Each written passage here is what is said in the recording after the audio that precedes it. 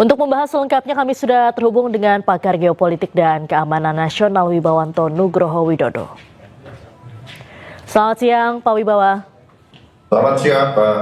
Baik, Pak, Trump ini mengklaim telah mencapai kesepakatan dengan Iran, tapi di sisi lain Iran membantah adanya negosiasi dengan Amerika Serikat dan menyebut bahwa Iran ini tidak akan bernegosiasi sampai kapanpun dengan Amerika Serikat atau Israel. Tanggapan Anda seperti apa?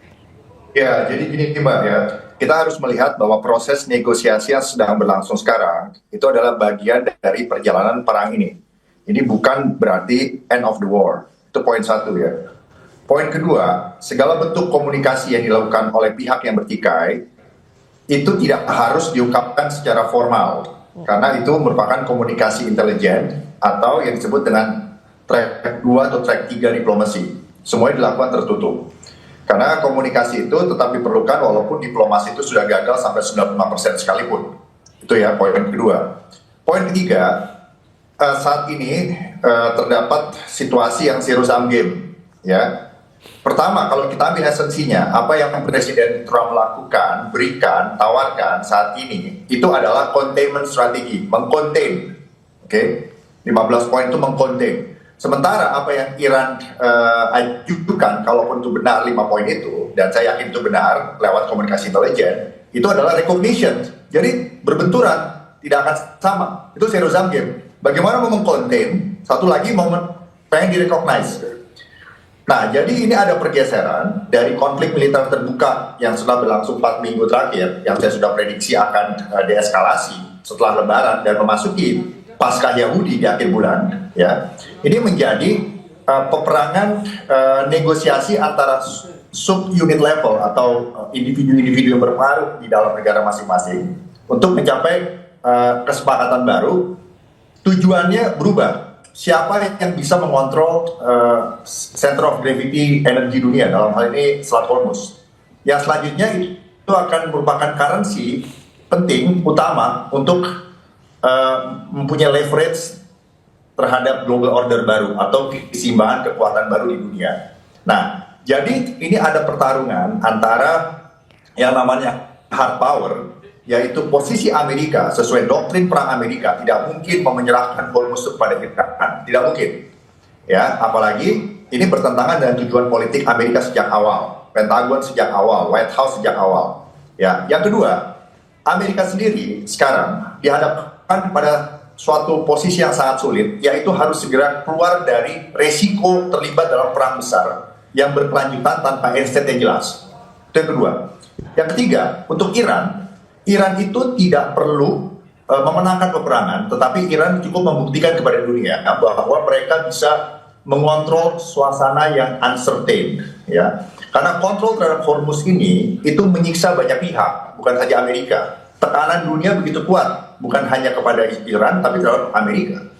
Baik itu dari Uni Eropa, yang merupakan aliansinya Amerika, walaupun dari negara-negara di Indo-Pasifik, dan juga pihak-pihak great power lainnya berkompetisi dengan Amerika, seperti China dan Rusia.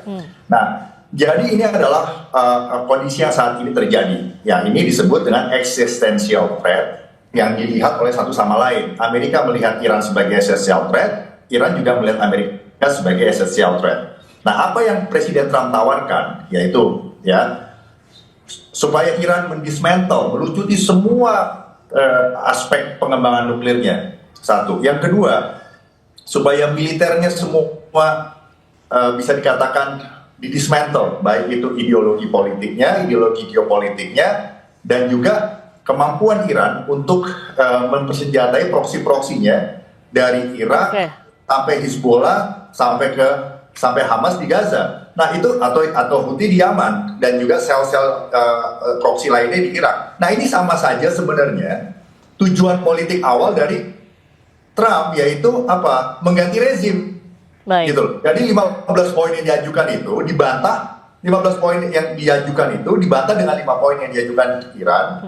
Yaitu Iran mengatakan kami tidak akan mau rejim kami diganti, karena makanya Iran mengatakan rezim harus aman, wilayah harus aman, kedaulatan dihargai, Hormuz kami kuasai, kami yang mengontrol, dan akui kekuatan regional kami, kekuatan geopolitik di region. Artinya apa? Di region itu yang berpengaruh itu adalah Amerika yang mempengaruhi secara signifikan regional security complex di Timur Tengah, Israel yang secara geopolitik kuat, dan kerjasamanya melalui Abraham Accord di tahun 2020 dengan negara-negara Sunni Arab. Nah, jadi ini suatu deal yang tidak mungkin dicapai dalam waktu singkat. Jadi ini adalah buying time gitu loh. Buying time sambil Amerika melakukan konsolidasi militer untuk menyiapkan opsi lainnya.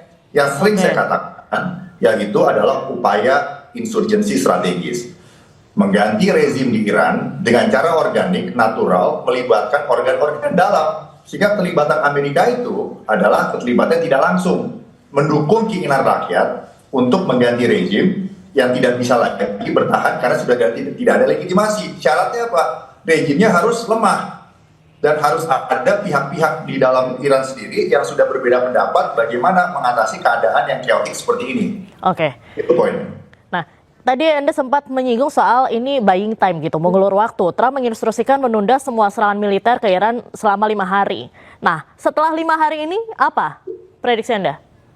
Ya, Trump kan sebelum mengatakan pertama, dalam 48 jam akan mematikan semua listrik di Iran. Itu kan nggak terbukti. Nah, akhirnya di backup dengan kami sedang negosiasi. Nah, kalau dalam 5 hari tidak diikuti kemauannya, apakah akan dilakukan itu? Itu akan worst option bagi Presiden Trump. Ya, karena itu akan menjadi trigger terjadinya konflik yang eskalasinya itu meningkat dan ada perluasan geografis gitu. Nah, jadi ini berat buat Trump. Jadi sekarang Amerika dalam posisi mengambil opsi yang bad dan worse. Itu poinnya, Mbak. Oke. Jadi kalau yang benar buat Amerika itu adalah sekarang buying time. Ya, siapkan operasi khusus yang melibatkan CIA dan United States Special Operation Command, bukan hanya mengandalkan air superiority, tetapi juga bukan berarti mendeploy pasukan darat ya untuk menduduki, karena yang bisa mengganti rezim Iran itu adalah rakyat itu sendiri. Jadi operasi-operasi khusus ini harus ditargetkan kepada pertama ya, bagaimana memenangkan emosi, sikap tindak, opini dan motivasi dari rakyat Iran. Nah, kalau rakyat Iran solid enough, cukup solid, cukup determinatif untuk bisa mengganti rezim yang ada sekarang, untuk mengadakan suatu perubahan internal, sehingga Iran itu walaupun tetap ada tidak sama dengan Israel, dengan negara-negara Arab Saudi, dengan Amerika, penyelesaian ketidaksepakatan itu bisa dilakukan dengan cara-cara yang less violent, gitu loh. Nah, sehingga Iran bisa menjadi mitra, atau bisa menjadi rising power, atau menjadi kekuatan geopolitik di Timur Tengah, ya, tanpa menimbulkan persepsi sebagai kekuatan yang mendestabilisasi selama ini sejak tahun 79. Itu kan adalah persepsi dari negara Sunni Arab, dari Irak, dan juga dari Amerika Serikat. Nah, ini yang harus menjadi struggling of collective decisions proses dari internal Iran sendiri. Nah, operasi intelijen yang dilakukan oleh Special Operation Command atau CIA gitu ya, intelligence di Amerika harus persiapan untuk hal itu. Kalaupun nanti pasukan darat itu turun, pasukan darat itu harus bekerja sama erat dengan rakyat yang sudah mendukung. Dan yang kedua, operasinya itu unconventional sifatnya, spesifik tujuannya, sangat sensitif sifatnya, dan akan harus cepat dilakukan, yaitu koordinasi cepat dengan semua elemen.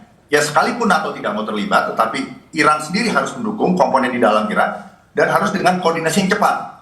Dan mereka juga harus cepat menarik diri. Nah, sehingga tergantilah rezim dengan rezim yang legitimate dan diterima oleh semua komponen, baik kelompok ulama garis keras, IRGC, komponen militer lainnya yang non-IRGC seperti ATES, kelompok-kelompok elit, middle class, rakyat, generasi Z, yang semuanya ingin ada perubahan di Iran tanpa mengkhianati jati diri negara Iran itu sendiri dan tanpa berkonflik berkelanjutan dengan sesama komponen bangsa Iran, sehingga jangan sampai terjadi perang saudara. Itu poinnya. Jadi Amerika tuh, saya sudah menyampaikan hipotesis saya bahwa tidak mungkin ada operasi invasi darat tanpa tujuan yang jelas untuk menduduki, karena itu akan useless. Iran ini luasnya 4 kali Irak, Mbak, ya.